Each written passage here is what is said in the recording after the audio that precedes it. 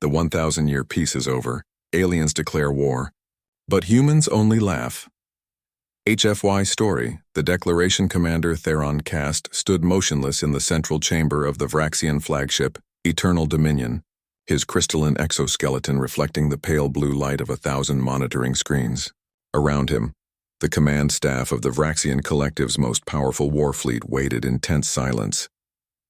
They had just transmitted their declaration of war to the human homeworld, and now the response had arrived.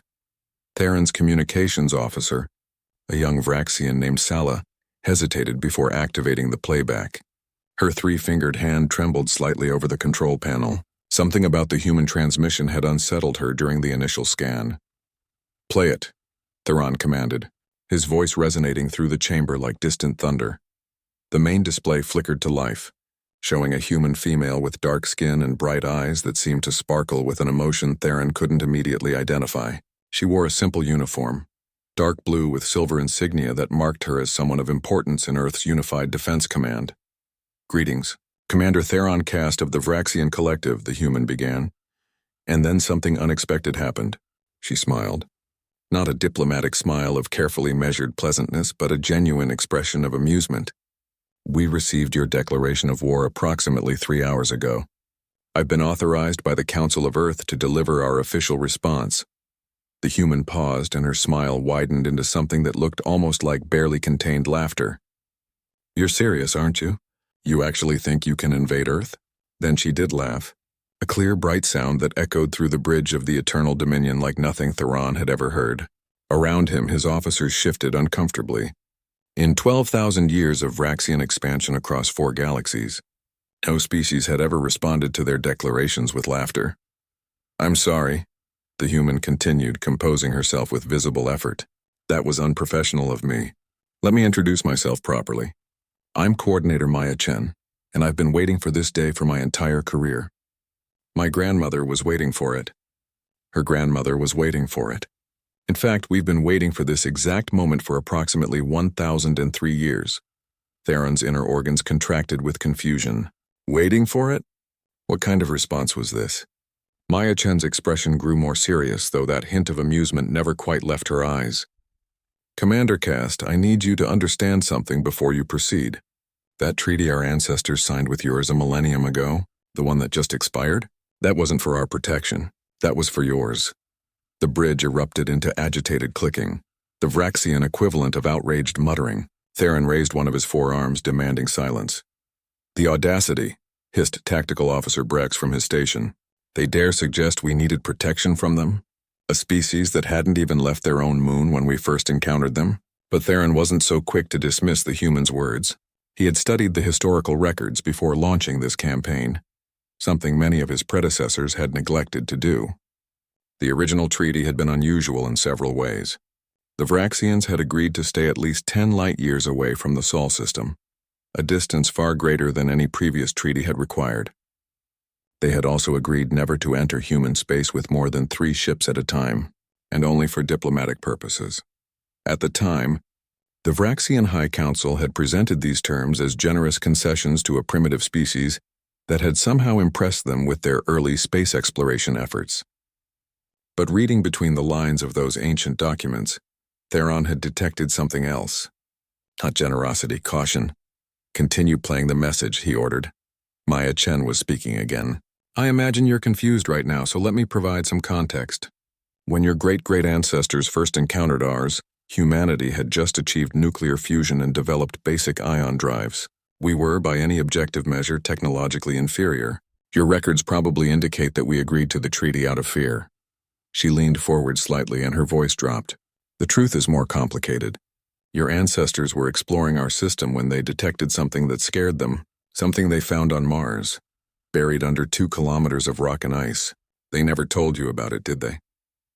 Theron felt a chill run through his crystalline structure. There was nothing in the historical archives about Mars, nothing about any discovery that would have alarmed the survey fleet. "What they found," Maya continued, "was evidence that we weren't the first intelligent species to evolve in the Sol system. There had been others millions of years before us, and those others had left behind technology that made your fusion drives look like stone tools. Your ancestors realized that if humanity was living in a system with that kind of archaeological heritage, we might eventually figure out how to use it. She smiled again. That same unsettling expression of knowing amusement. They were right to be concerned. It took us about 200 years, but we figured it out. And then we spent the next 800 years improving on it, experimenting with it, and preparing for the day when you might decide the treaty wasn't worth maintaining. Theron's mind raced through the implications. If the humans had access to technology millions of years more advanced than anything the Vraxians had encountered, why had they remained confined to their single star system? Why hadn't they expanded, explored, made their presence known? You're wondering why we stayed home, Maya said, as if reading his thoughts across the light years. Simple answer. We were afraid of what we might become. We watched your expansion, Commander Cast. We watched you conquer species after species, absorbing their technology, their resources, their populations. We saw how your empire grew, but your society stagnated. We decided we didn't want that for ourselves. The humans' expression grew thoughtful, so we made a choice. We would stay in our system, develop our technology, understand ourselves better, and wait. Wait for either maturity or necessity to drive us out into the galaxy. Your declaration of war? That's the necessity we've been anticipating. The message paused, and Maya Chen's face filled the screen. Commander Cast, I'm going to give you the same choice your ancestors gave mine. Turn your fleet around. Agree to a new treaty with stricter terms, and we'll pretend this never happened. Your pride might suffer, but your people will live. Or, and her voice hardened, continue your approach to Earth and discover exactly what humans have been building for the last 1,000 years. Fair warning, it's going to be educational. The transmission ended. The bridge remained silent for a long moment. Then Tactical Officer Breck spoke, his voice dripping with contempt. It's a bluff, obviously. An attempt to frighten us away without fighting. No species could advance that far in a mere 1,000 years. Run a sensor sweep of the Sol system, Theron ordered. Full spectrum analysis. I want to know what we're actually dealing with. Science Officer Marin manipulated her controls, and data began flowing across the screens. At first, everything appeared normal. The inner rocky planets were where they should be. The gas giants orbited in their expected paths, and the asteroid belt showed no unusual activity.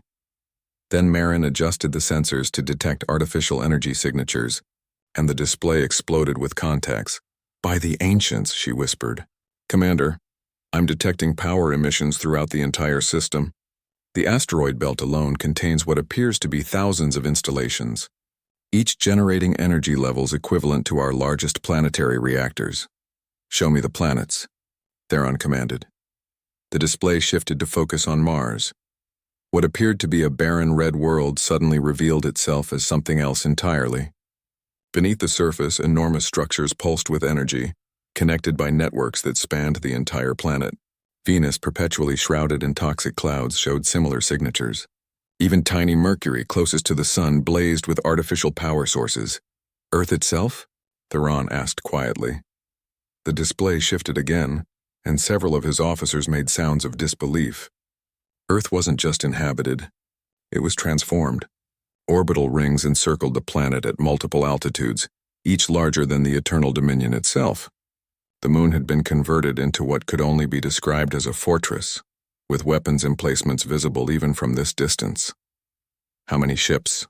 Theron asked. Marin worked her controls frantically. I can't get an accurate count, Commander. There are too many energy signatures. Thousands, certainly. Possibly tens of thousands. And these are just the ones we can detect with passive sensors. What about the outer system? The display shifted to show Jupiter, Saturn, Uranus, and Neptune. Each gas giant was surrounded by structures that harvested the intense radiation and magnetic fields, converting them into usable energy on scales the Vraxians had never achieved. Saturn's rings had been augmented with additional matter, and closer inspection revealed that much of that matter was artificial. They've industrialized their entire star system, Breck said, his earlier confidence evaporating. In 1,000 years, they've done what took us 50,000. Theron studied the displays with growing respect mixed with concern. The humans hadn't been bluffing. They had been preparing. But for what? If they possessed this level of technology, why hadn't they expanded? What were they really afraid of? Set course for Earth, he finally announced. But reduce speed to 1/4. We're not invading anymore. We're investigating. Commander, Sala questioned. The High Council expects us to conquer the human system within 6 planetary rotations. The High Council, Theron replied slowly, is operating on information that is 1,000 years out of date. I won't sacrifice this fleet because our leaders were too arrogant to gather current intelligence. We proceed but cautiously, and we keep scanning. I want to know everything about what the humans have built before we get within weapons range. As the Vraxian fleet adjusted course, beginning its careful approach to the inner solar system, Theron couldn't shake the memory of Maya Chen's laughter. It hadn't been the laugh of someone desperate or afraid. It had been the laugh of someone who knew a secret, someone who had been dealt a winning hand and was simply waiting for the other players to realize it. For the first time in his long military career, Commander Theron Cast wondered if the Vraxian collective had made a terrible mistake. The fleet moved forward through the darkness of space, and with each passing hour, the sensors revealed more details of what humanity had accomplished. Theron watched it all, his respect for these strange beings growing with each new discovery, even as a cold certainty settled in his core. The war they had declared would not be the quick conquest the High Council anticipated. If it came to actual combat, it would be unlike anything the Vraxians had ever experienced. And deep down, in a place he rarely acknowledged, Theron suspected that Maya Chen's laughter hadn't been a bluff or an attempt at psychological warfare. It had been genuine amusement at the sheer absurdity of the Vraxian declaration. The humans had been waiting for this moment for 1,000 years, and they were ready. The only question now was whether the Vraxians were ready for what humanity had become. The demonstration. The Vraxian fleet had been traveling toward Earth for 6 standard cycles when Maya Chen's face appeared on the communication screen again. This time she wasn't alone. Behind her, Theron could see what appeared to be a massive command center, with hundreds of humans working at stations that curved around them in concentric circles. The technology was sleek and minimalist, but the energy readings Marin was detecting suggested capabilities far beyond what the displays revealed. Commander Cast, Maya greeted him warmly, as if they were old friends rather than opposing military leaders. I see you've slowed your approach. Smart decision. I'm calling to offer you a tour. Theron's translator struggled with the concept. A tour? Of our system. Since you've come all this way, it seems rude not to show you what we've been working on. Think of it as cultural exchange before we get to the unpleasant business of you deciding whether or not to attack us. Her tone was light, almost playful, which somehow made it more unsettling. Tactical Officer Brex leaned toward Theron. It's a trap, Commander. They want to lure us into a vulnerable position. But Theron was studying Maya's expression carefully. He had learned to read human facial cues during the journey, accessing the Vraxian database of xenopsychology studies. What he saw wasn't deception or malice.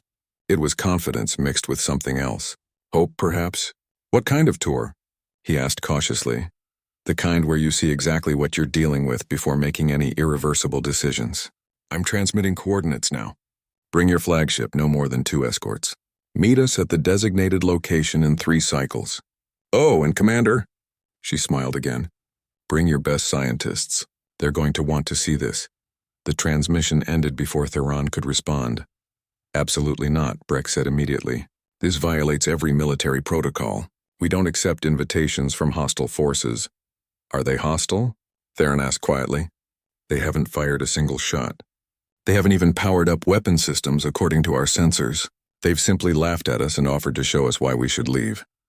Science Officer Marin pulled up the transmitted coordinates. Commander, these coordinates are located near Jupiter. Specifically, they're positioned at what appears to be one of the largest human installations we've detected. All the more reason not to go, Brex insisted, but Theron made his decision. We accept the invitation. 3 ships only as specified. Battle readiness at maximum, but weapons locked unless I give explicit orders to release them. Marin, assemble your best scientific team. We're going to see what the humans want to show us. 3 cycles later, the Eternal Dominion and 2 escort vessels approached the coordinates near Jupiter. What they found waiting for them defied everything Theron thought he understood about engineering and physics. The structure was enormous, easily 1,000 kilometers across, built in a ring around one of Jupiter's smaller moons. But calling it a ring didn't do it justice. It was a work of art, gleaming with materials that seemed to shift colors in the light of the distant sun. Energy flowed through it in visible patterns like blood through veins, pulsing with a rhythm that felt almost organic. "What is that?" Marin whispered, her scientific composure cracking. A human vessel appeared beside them so suddenly that the Vraxian sensors hadn't detected its approach. It was small, sleek, and according to the readings flooding Marin's station, it shouldn't exist.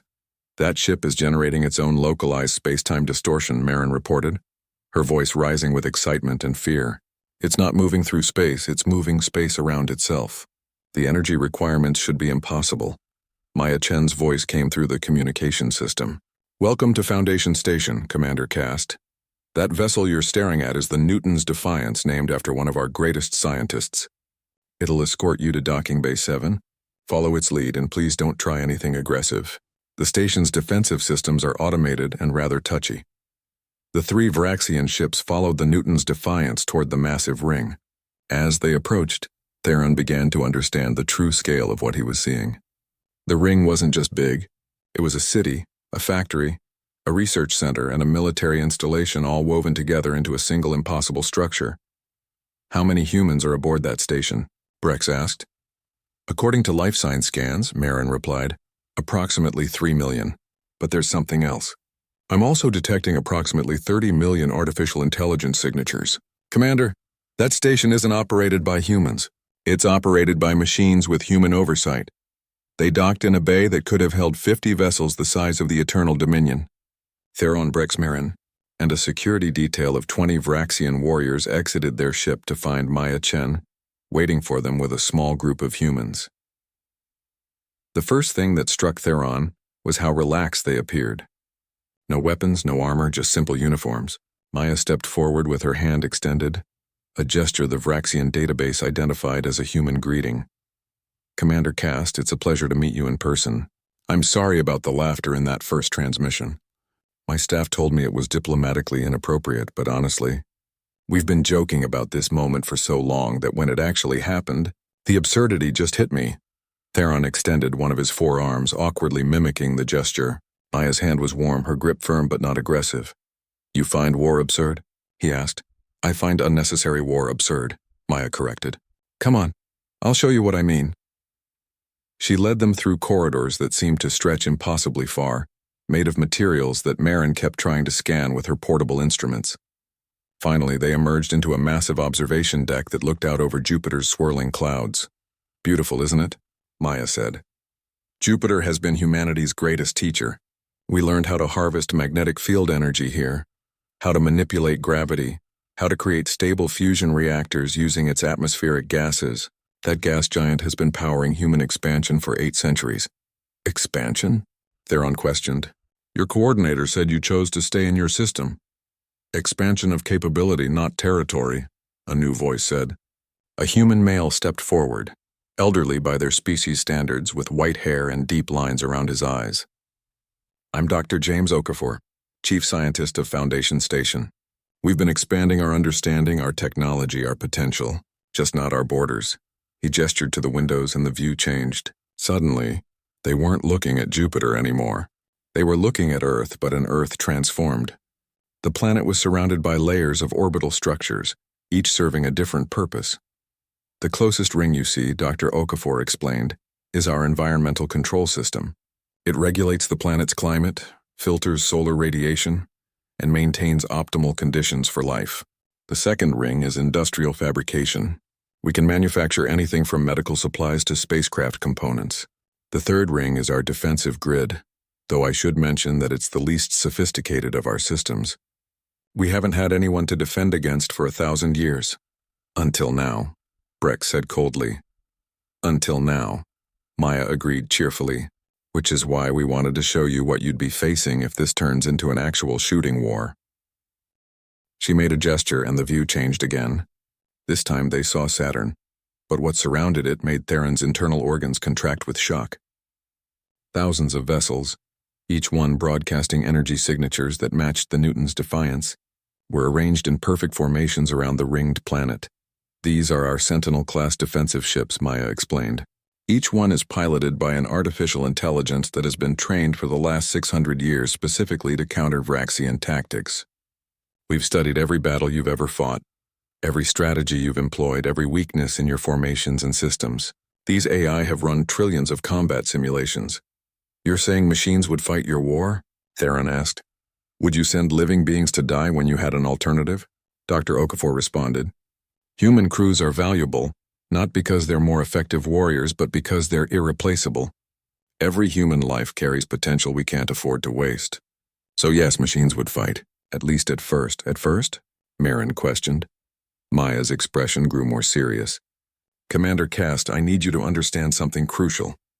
We don't want to fight you, not because we're afraid we'd lose, but because we're afraid we'd win. Theron's translator must have malfunctioned. You fear victory? Let me show you something else, Maya said quietly. She led them to another section of the observation deck, this one facing away from Jupiter toward the outer system. Do you see that darkness out there, past Neptune, past the Kuiper Belt? There's something in that darkness, Commander. Something that's been watching our galaxy for millions of years. Dr. Okafor pulled up holographic displays showing sensor data that made no sense. We started detecting anomalous readings about 400 years ago. Objects moving through deep space at impossible speeds. Energy signatures that don't match any known physics. Structures that appear and disappear without explanation. Whatever they are, they're not natural and they're not friendly. We call them the observants, Maya continued, because that's what they seem to be doing. Observing, watching, waiting for something. And here's what terrifies us, Commander. We think they're waiting to see if we're worth their attention. Theron felt his worldview shifting. You're saying there's a greater threat than either our species? Not just greater, Dr. Okafor said. Incomprehensibly greater. The technology we've developed, the power we can generate, the AI we've created, all of it is sophisticated enough to potentially attract their interest. And based on the fragmentary evidence we've gathered, when the observants take an interest in a species, that species disappears. Maya stepped closer to Theron, her expression intense. That's why we stayed in our system, Commander. That's why we didn't expand. We've been trying to solve a problem. How do you become powerful enough to survive in a dangerous galaxy without becoming so powerful that you attract the attention of something even more dangerous? And the answer? Theron asked. We don't have one yet, Maya admitted, but we know one thing for certain: we can't solve it alone. Neither can you. The Vraxian Collective has surveyed more of the galaxy than we have. You've encountered thousands of species, explored millions of systems. You have data we desperately need. She gestured around the observation deck. This is why we laughed at your declaration of war, Commander. Not because we're cruel, but because it's such a waste. You came here to conquer us, to take our resources and our technology. But what we're offering is so much more valuable: partnership. Brex made a dismissive sound. The Vraxian Collective doesn't need partners. We have subordinate species that serve us adequately. Subordinate species, Dr. Okafor repeated thoughtfully. Tell me, Tactical Officer, how many of those subordinate species have contributed genuinely new technologies to your collective? How many have pushed your civilization forward, rather than simply being absorbed into it? Breck started to answer, then stopped. His silence was answer enough. That's the trap of empire, Maya said gently. You grow larger, but not more capable. You absorb others, but don't truly learn from them. Meanwhile, we've been locked in this single system, forced to innovate or stagnate. Every problem we faced, we had to solve ourselves. Every limitation we hit, we had to overcome through creativity rather than conquest. Theron moved to the window, looking out at Jupiter's massive form. His mind was processing too much information, too many revelations that challenged fundamental Vraxian assumptions. What you're showing us, he said slowly, is meant to convince us that attacking you would be futile. No, Maya corrected. What we're showing you is that attacking us would be wasteful. Yes, you'd lose. Your fleet would be destroyed long before you reached Earth, but that's not the point. The point is that both our species could be spending our energy on something far more important than fighting each other. She pulled up a new holographic display, this one showing a section of the galaxy beyond Vraxian space. We've been monitoring the observance movements as best we can with long-range sensors. Their activity has increased significantly in the last century. More sightings, more energy signatures, more unexplained phenomena. We think something is changing, Commander. Something big is coming, and when it arrives, neither humans nor Vraxians will be able to face it alone. You're asking for an alliance, Theron said. We're offering one, Maya replied. The treaty that just expired? Let's replace it with something better. A partnership where we share technology, share data, share the burden of protecting this galaxy from threats neither of us fully understands. Tactical Officer Brex spoke up, his voice sharp. And what guarantee do we have that this isn't simply a delay tactic? That once you've extracted our knowledge, you won't use your superior technology against us? Maya looked at Brex directly. None. You have no guarantee except our word. Just like we have no guarantee that if we help you become more technologically advanced, you won't use that advancement against us. Trust is a risk, Tactical Officer, but so is the alternative. Dr. Okafor added, we could demonstrate our good faith by sharing some of our discoveries now, before any formal agreement. Not weapons technology, but the foundational science that enabled our advancement. Your people could verify it, test it, use it to begin their own rapid development. Theron turned away from the window to face Maya. This is not a decision I can make alone. I would need to consult with the High Council. Of course, Maya said. Take all the time you need. Go back to your council, show them what you've seen here, share our offer. But Commander? Her expression grew grave. While you're deliberating, remember this. The observants don't care about our politics or our pride. If they decide to act, neither Vraxian military might nor human technology will matter unless we're working together.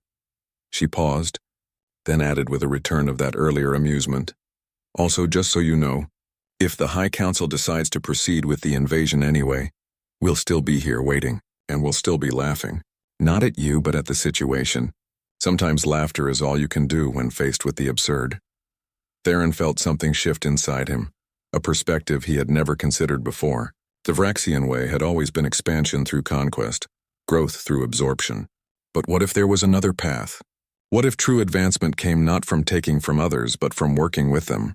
I will deliver your message, he said formally, and I will advocate for your proposal, but I cannot predict how the High Council will respond. That's all we ask, Maya said. She extended her hand again, and this time Theron took it without hesitation. As the Vraxian delegation returned to their ships, Marin approached Theron quietly. Commander, I analyzed the technology we were shown. The energy manipulation systems, the AI integration, the material science, all of it is functional. This wasn't a deception. Everything they showed us is real. I know, Theron replied. That's what concerns me most. As the Eternal Dominion pulled away from Foundation Station, Theron looked back at the massive ring structure orbiting Jupiter. Somewhere inside that station, Maya Chen was probably watching them leave, confident that she had planted the seeds of change in his mind. She had, but whether those seeds would take root in the High Council's chambers, or be burned away by Vraxian pride, remained to be seen. The journey back to report to the High Council would take weeks. Theron spent that time reviewing every scan, every recording, every piece of data they had gathered. And the more he reviewed, the more certain he became. The galaxy had changed while the Vraxian collective had remained static. The humans had shown him a glimpse of what was possible when a species focused on innovation rather than domination. The question was whether his people would be wise enough to see it too. The truth, the Vraxian High Council chamber was a monument to conquest. The walls were lined with trophies from 100 subjugated worlds, and the ceiling displayed a real-time map of the 4 galaxies under Vraxian control. 12 ancient Vraxians sat in elevated positions around the circular room, their crystalline bodies dulled by age, but their authority undiminished. Theron stood in the center, having just finished his report. The silence that followed was heavy with implications. Finally, High Counselor Vex spoke, her voice creaking like stressed crystal. You are telling us that instead of conquering the human system as ordered, you attended a demonstration of their technology and returned with a proposal for alliance. Yes, High Counselor. And you believe this alliance is necessary because of theoretical threats from unknown entities these humans call observants? I believe, High Counselor, that the humans represent the most significant technological advancement any species has achieved in recorded history. Ignoring their offer would be strategically unsound. Another counselor, Drax, made a sound of derision. Or it would be falling for an elaborate deception. These humans show you wonders, fill your head with stories of mysterious threats, and you come back advocating we share our knowledge with them. Can you not see the manipulation? Science Officer Marin, standing beside Theron, spoke up despite the breach of protocol. High Council, I have personally verified every technological claim the humans made. Their capabilities are real. The energy signatures, the AI systems, the material science, all of it checks out against our sensor data. And what of these observants? Asked Counselor Shen. Did you detect any evidence of their existence? We analyzed the data the humans shared, Marin replied. There are indeed anomalous readings in deep space beyond their system. Objects moving faster than light, energy patterns that don't match known physics. Whether these represent the threat the humans describe, I cannot confirm, but the anomalies themselves are verifiable. High Counselor Vex leaned forward. Commander Cast, let me ask you directly. Do you believe the humans could defeat our fleet?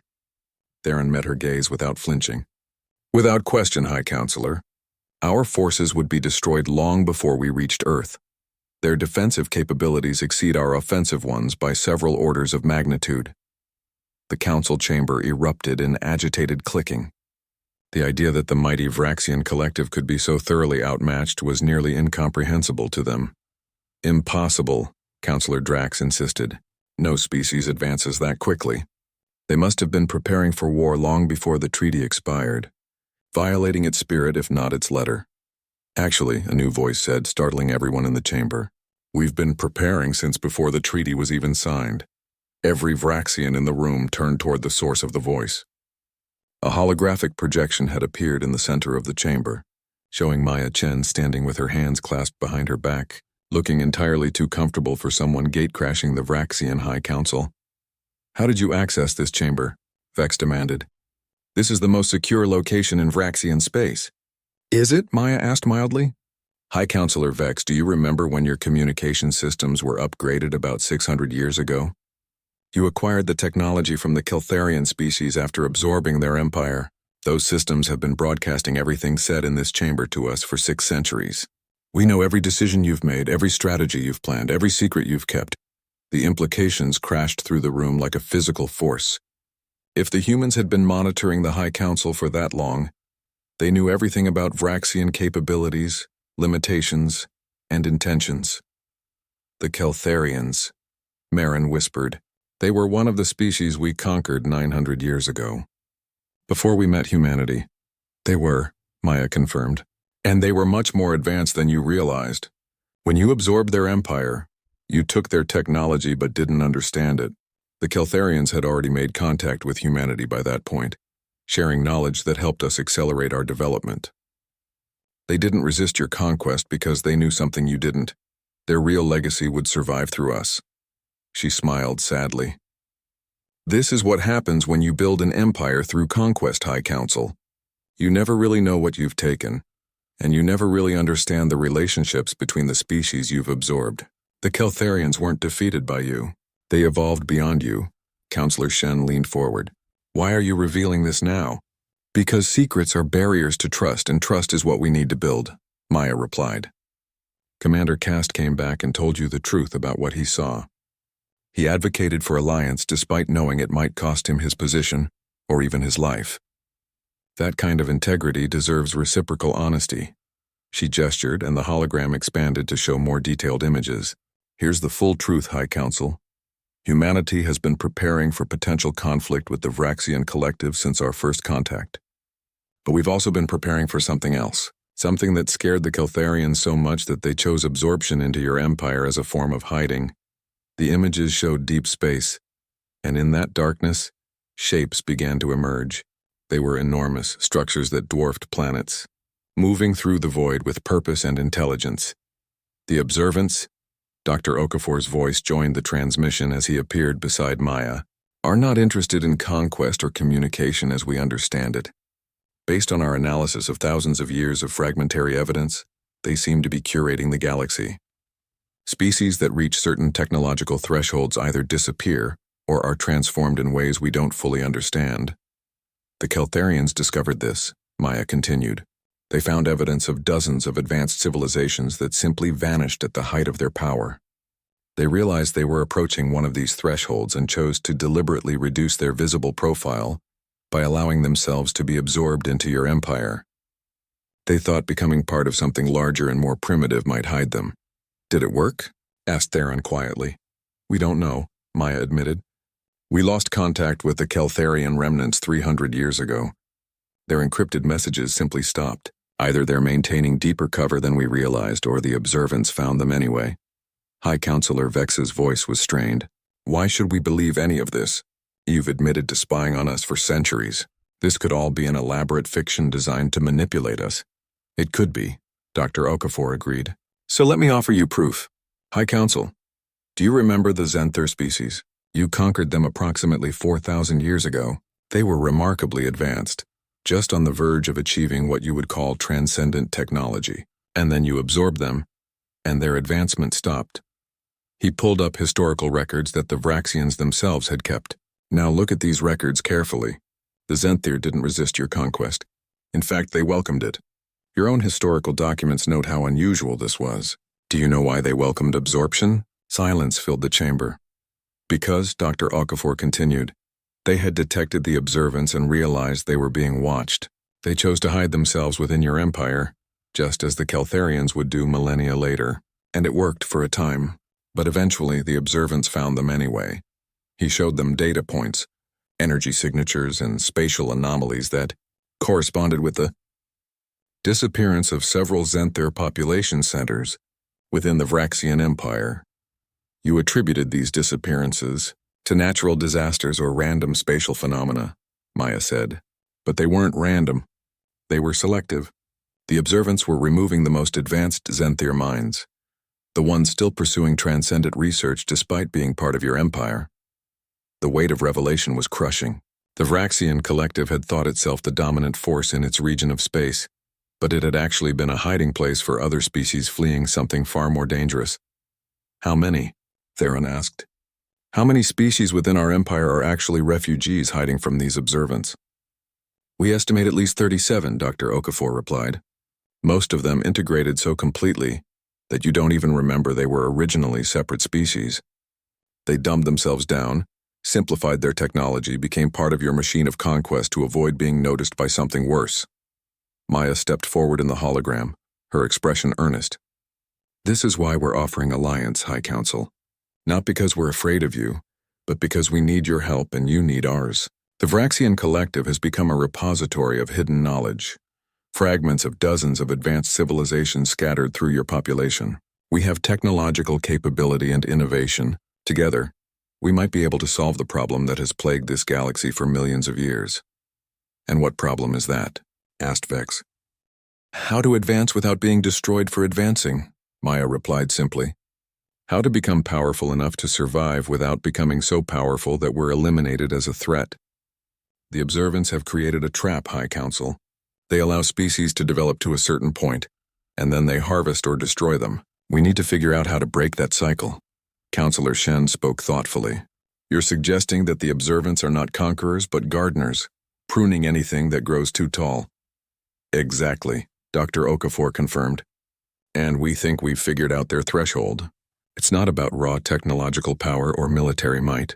It's about something else, something more fundamental. Every species that has vanished was on the verge of achieving stable artificial general intelligence with full autonomy.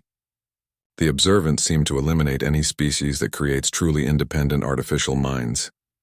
But you showed us ships controlled by AI, Theron said. Doesn't that put you past the threshold? Our AI are sophisticated but not fully autonomous, Maya explained. They operate within parameters we've set, pursuing goals we've defined. They're tools, not independent beings. We've been very careful to stay just below the line we think triggers the observant's attention. She paused, then added, but we can't stay here forever. Either we figure out how to cross that threshold safely, or we stagnate. And stagnation, as you Vraxians should understand, leads to eventual decline and fall. High Counselor Vex was silent for a long moment. You've given us much to consider, human. But answer me this. If we refuse your alliance, if we simply withdraw and leave you to face whatever comes alone, what then? Maya's expression grew sad. Then we all lose, High Counselor, because when the observants finally decide to act, they won't distinguish between humans and Vraxians. They'll see a region of space with species approaching dangerous levels of advancement, and they'll sterilize it. All of it. Your empire, our system, and every other developing civilization in this sector. You paint a grim picture, Vex observed. I paint an honest one, Maya countered. Commander Cast came to our system expecting a war of conquest. What he found instead was an offer of partnership against a common threat. The question before you now is simple. Do you have the wisdom to accept it? The hologram flickered, and suddenly the view changed to show Earth in all its glory, surrounded by those magnificent orbital rings, alive with human activity and achievement. Look at what we built in 1,000 years, High Council. Imagine what we could build together in the next 1,000. Imagine what knowledge we could recover from the species hidden within your empire. What innovations we could achieve by combining Vraxian experience with human creativity. Imagine facing the observants not as victims to be harvested, but as a unified force capable of defending our right to exist and advance. She spread her hands. Or reject our offer, maintain your pride, and face the future alone. It's your choice. But make it quickly, because time is something none of us have in abundance. The hologram disappeared, leaving the High Council chamber in stunned silence. Finally, Theron spoke. High Council, I have seen what the humans can do. I have seen their technology, their capability, and their determination. More importantly, I have seen their honesty. They didn't have to reveal their surveillance or their knowledge of the species hiding within our empire. They chose transparency over advantage. That speaks to their character. Or their confidence that they don't need advantages, Counselor Drax muttered. Perhaps both. Theron agreed. But either way, they're offering us a path forward. A way to transform the Vraxian collective from an empire of conquest into something greater, an alliance of equals working toward common survival and advancement. High Counselor Vex looked around the chamber at her fellow council members. We will vote. All in favor of accepting the Human Alliance proposal and formally ending the declaration of war, signal now. One by one, the ancient Vraxians signaled their agreement. Even Counselor Drax, after a long hesitation, added his vote. The decision was unanimous. Commander Cast, Vex said formally, you are authorized to return to the Sol system and negotiate the terms of alliance with the humans. You will have full diplomatic authority to bind the Vraxian collective to whatever agreements you deem necessary. Theron felt something he hadn't experienced in his long military career. Hope. Not the hope of victory in battle, but the hope of something better than endless conflict. Thank you, High Council. I will not fail you. 3 weeks later, Theron stood once again in the observation deck of Foundation Station. But this time, he wasn't there as a potential enemy. He was there as an ally, watching as human and Vraxian scientists began the complex work of sharing knowledge and building mutual understanding. Maya Chen stood beside him, both of them looking out at Jupiter's swirling majesty. You know, she said conversationally, there's something I should probably mention. That whole thing about the observants eliminating species that create independent AI, we're not entirely sure that's true. Theron's head swiveled toward her in alarm. What? She smiled, that same knowing expression that had started all of this. Oh, the observants are real and they do seem to harvest advanced species. But the AI threshold thing? That's our best guess based on incomplete data. We could be completely wrong about what triggers their attention. Then why present it as fact to the High Council? Because, Maya said, turning to face him directly, your people needed a reason to change that made sense within your worldview. You respect power and fear genuine threats. Giving you both, we gave you a reason to evolve beyond conquest and into cooperation. Theron felt a flash of anger. You manipulated us. We motivated you, Maya corrected gently. Just like you were trying to motivate us with your declaration of war. Except our method didn't involve anyone dying. Theron, your collective was stagnating. In another 1,000 years, you would have collapsed under your own weight. Just like every other pure conquest empire in galactic history. We gave you an exit ramp, a way to change direction without admitting weakness. She gestured to the windows where Vraxian and human ships now moved in coordinated patterns. Look at what we're building together. In just 3 weeks, our combined scientists have made breakthroughs that would have taken each species decades alone. Your people are learning to innovate again, not just absorb. And we're learning from your vast experience in managing diverse populations across multiple worlds. And the observants? Theron asked. Are definitely real and definitely dangerous. We weren't lying about that. We just might not fully understand their criteria for intervention, which means we need to figure it out together, because when they do decide to act, we'll need every advantage we can get. Theron considered this for a long moment. He should have been angry at the deception, but instead he felt a strange respect. The humans had accomplished more through careful truth-shading and strategic revelation than the Vraxians had ever accomplished through direct force. "Your species is frightening." "Maya Chen," he said finally. "I know," she replied cheerfully. "That's why we laughed when you declared war. Not out of cruelty, but because the situation was so absurd. You came to conquer the most diplomatically dangerous species in the galaxy with simple military force. It was like watching someone try to open a locked door by headbutting it when they could have just asked for the key." "And you would have given us the key?" "Eventually. Though I admit, having you try the door first gave us a better negotiating position." She smiled. "We're not saints, Theron. We're humans. We're creative, adaptable, and occasionally devious. But we're also committed to survival, ours and now yours. Because whatever the observants really want, we're going to face it together." Dr. Okafor approached them, excitement evident in his body language. "Maya, Commander Cast, you need to see this. The Vraxian scientific team just identified 3 species within their empire that retained hidden astronomical data about the observants. When we combine that with our long-range sensor network, we're starting to see patterns we never could have detected alone." "Show us," Maya said, her playful demeanor shifting instantly to focused intensity. They moved to a central holographic display where Vraxian and human scientists worked side by side, their different perspectives combining to create new insights. "The observants aren't random in their movements," explained a Vraxian scientist named Krell. "They follow specific routes through the galaxy, revisiting certain regions on a cycle of approximately 15,000 years. We're currently in one of those revisit windows." A human scientist, Dr. Sarah Martinez, added, "But here's what's interesting. Their intensity of activity corresponds with something else. Periods of rapid technological advancement across multiple species simultaneously. It's as if they're monitoring the overall innovation rate of the galaxy, not individual species." "Which means," Dr. Okafor said slowly, "they might not be targeting species at all. They might be managing the galaxy's total technological level, preventing it from exceeding some kind of threshold."